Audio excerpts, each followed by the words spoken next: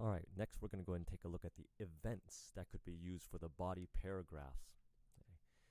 So in paragraph 4 through 6, you should probably be discussing some of the events of the post-war period that will lead to some of the document usage. So things like, say, for example, the Greek Civil War, the Marshall Plan, the Czechoslovakian coup, the Berlin blockade or airlift, the Korean War, or the formation of defense treaties. So you want to be able to discuss, first of all, some of the historical context. So you want to talk about the events, so things that you know that you found from the textbooks or the film that we have watched. Okay, so say, for example, let's go ahead and examine the Korean War, right? The discussion on the eventual Soviet invasion of pieces of China or Korea that were held by Japan in the Second World War, the late Soviet intervention against Japan, the eventual occupation and the division of Korea between North and South, and thus the implementation of communism in the North and capitalism in the South, the rise of people like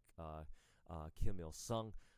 And so all of this will provide some sort of historical context and the historical backdrop, in this case, of the Korean War. But again, you can discuss any of these that you would like.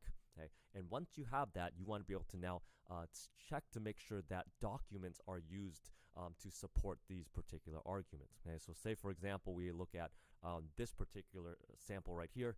I'm going to provide some historical context, first of all, here. Korea, like many parts of the globe, were initially occupied by both the United States and the Soviet Union. So here is some of the historical context you could use to set up the discussion on the argument. And then from there, you want to now use and evaluate that particular document. So summarizing or explaining the quotes you have here in this next part right here. However, the North was encouraged by Stalin to take action against the American-occupied South. Stalin affirmed Kim's recommendation to, quote, transfer all Korean comrades staying in the USSR into pilot training program. So this demonstrates an understanding of the document. And at this point, you can go ahead and check this part that has been used in as a part of the argument, and then you want some sort of explanation, explanation of why the Soviet Union was at fault for increasing tensions, or the United States, based on your argument. Here it is, in an attempt to show the Soviet Union was at fault. This shows that Stalin would aid North Korean attempts to build an air force that would ultimately be used against the United States. So that demonstrates some fault here, thus demonstrating aggressive anti-American actions and against the principles of self-determination, that Korea gets to decide what happens to itself. Instead, it's the Soviet Union supporting North Korea in a military conflict. And so there is now a support for that particular argument, and you can check that box that is provided. Then look to see that at least one document has been utilized, and then you, based upon how well that is done, go and click the number that is associated, depending on how well you believe it should be scored.